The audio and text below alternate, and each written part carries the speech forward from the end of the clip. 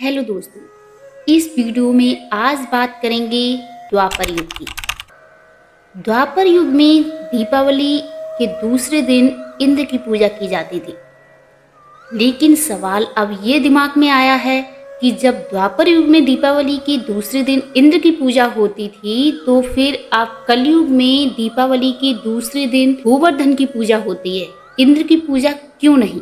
कहते हैं ना कि जिस ईश्वर ने मनुष्य का ये दिमाग बनाया है, कभी कभी ये मनुष्य उस भगवान से ही क्वेश्चन कर बैठते हैं, आखिर इंद्र की पूजा किसने बंद करवाई? और अगर ये बताते हैं भगवान कृष्ण ने द्वापर युग में इंद्र की पूजा को बंद कराया था। अब सवाल फिर ये उठता है कि क्यों भगवान ने आखिर ऐसा क्यों किया? भगवान ने इंद्र की पूजा क्यों बंद करवाई? इसके पीछे एक कहानी है, तो चलिए बताते हैं। वीडियो को पूरा देखना, तब समझ में आएगा कि इंद्र की पूजा से लेकर गोवर्धन की पूजा कैसे शुरू हुई। वीडियो अच्छा लगे तो लाइक जरूर कीजिए और चैनल पर नए हो तो अभी सब्सक्राइब कर दीजिए और पास में जो बेल आइकन है उस पर क्लिक कर दीजिए ताकि नेक्स्ट वीडियो का जो नोटिफिकेशन है वो आप तक पहुंच जाए। चलिए स्टार्ट करते हैं। हमेशा की तरह प्रतिवर्ष दीपावली के दूसरे दिन नंद बाबा तथा ब्रज के सभी गोप बंधु देवराज इंद्र को प्रसन्न करने के लिए बड़ी धूमधाम से उनकी पूजा किया करते थे, यज्ञ भी करते थे। और हर वर्ष की तरह इस वर्ष भी इंद्र पूजा की तैयारियां बड़े जोर शोर से चल रही थी। कहते हैं ईश्वर तो कण कण में वास करता है और वो सबके मन की जानता है। लेकिन द्वापर में भगवान की कृष्ण जो थे वो एक बाल रूप में थे, इसलिए उन्होंने अपने नंद बाबा से पूछ ही लिया, बाबा आप सभी लोग ये किस उत्सव की तैयारियां कर रहे हैं, कुछ मुझे भी तो बताएं। नंद बाबा बोल पड़े, अरे श्याम सुंदर, हम सभी प्रतिवर्ष दीपावली के दूसरे दिन बड़े उल्लास के साथ इंद्रदेव का पूजन करते हैं। वे सभी तैयारियां उसी के लिए हो रही हैं।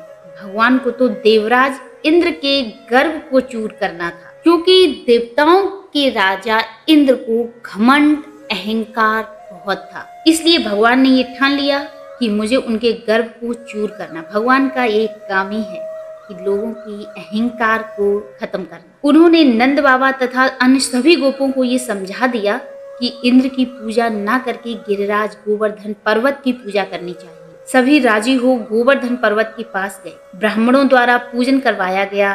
गौओं को हरी हरी घास खिलाई गई। नंद बाबा आदि गोपों ने गौओं को आगे करके गोवर्धन की परिक्रमा। भगवान श्री कृष्ण ने विष्णु के रूप में स्वयं अवतरित होकर विशाल शरीर धारण कर लिया और गोपों द्वारा निवेदित नैवेद्य का भोग लगाने लगे। श्री कृष्ण ने अपने दूसरे रूप में गोपों के साथ प्रणाम करते हुए अपनी पूजा भी की और वे सबसे कहने लगे, देखो गिरिराज ने साक्षात प्रकट होकर हम सभी की पूजा स्वीकार की। सभी को ब्रह्म भगवान की इस लीला को समझ ही नहीं पाए। अब ये पूजा भगवान कृष्ण ने अपनी करवा के और इंद्र की पूजा बंद करवा दी। क्या ये सब कुछ इंद्र चुपचाप बैठते देखते रहे होंगे? कुछ तो जो अहंकार होता है जब व्यक्ति के अंदर, तो वो चुपचाप तो रह ही नहीं सकता। तो क्या किया इंद्र ने, चलिए बताते हैं। श्री कृष्ण के कहने पर ब्रजवासियों द्वारा गोवर्धन की पूजा होने से देवराज इंद्र उसे अपना अपमान समझकर गुस्से से तिलमिला उठे। इंद्र को अपने पद का बड़ा ही घमंड था। वे समझते थे कि तीनों लोगों का ईश्वर मैं ही हूँ, पर भगवान को भक्त का अभिमान अच्छा ही नहीं लगता। वे किसी न किसी प्रकार उसके अभिमान को दूर कर सच्चा ज्ञान प्रदान करते हैं। इंद्र मेघों और बारिश के स्वामी तो थे ही। उन्होंने मन में ये निर्णय कर लिया था, छोटे से नादान नंद बालक के कहने पर ब्रजवासियों ने मेरी पूजा बंद कर दी। अब देखता हूँ जब प्रलयकालीन वर्षा होगी तो यह कृष्ण कैसे उनकी रक्षा करे। फिर क्या था, इंद्र की आज्ञा पाकर प्रलय काल के बादलों में मूसलाधार जल बरसाना शुरू कर दिया।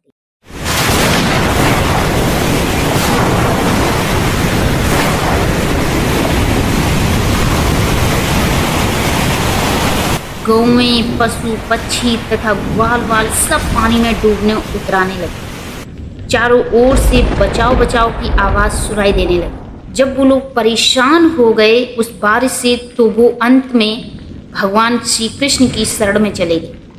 भगवान ने सबको आश्वासन दिया और उसी गोवर्धन पर्वत को अपने दाएं हाथ की सबसे छोटी अंगुली से तुरंत उठा लिया और छाते के समान उठाए रहे। ब्रज के सब मनुष्य गौ, पशु, पक्षी आदि सभी सामान के साथ गोवर्धन के नीचे सुरक्षित हुए। 7 दिन तक इंद्र ने मूसलाधार बारिश की, पर भगवान के प्रभाव से ब्रज पर कोई भी असर नहीं पड़ा और ब्रजवासी, गौवें, ग्वाल बाल सभी सुरक्षित उस गोवर्धन पर्वत के नीचे रहे। अंत में प्रलय के मेघ खाली हो गए, इंद्र थक गए, उन्हें वर्षा बंद करनी पड़ी।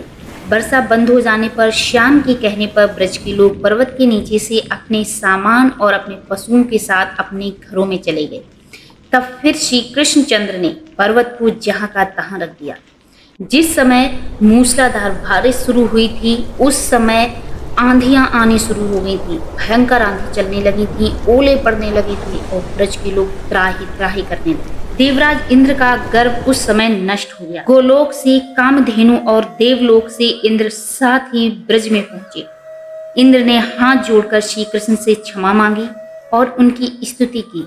कामधेनु ने कहा, आपने मेरे कुल की रक्षा की है, हम गायों के इंद्र आप ही रहें। कामधेनु ने अपने दूध से और ऐरावत से आकाश गंगा के जल से श्री कृष्णचंद्र को स्नान करा के उन्हें गायों के इंद्र का पद समर्पित कर दिया। इसी से श्री कृष्णचंद्र का नाम गोविंद पड़ गया। आपको इसमें से कई सारे सवालों के जवाब मिले होंगे कि भगवान ने इंद्र की घमंड को चूर करके उनकी पूजा बंद करा के गोवर्धन की पूजा एक शुरू करा दी। तब से हम लोग दीपावली के दूसरे दिन गोवर्धन की पूजा करते हैं।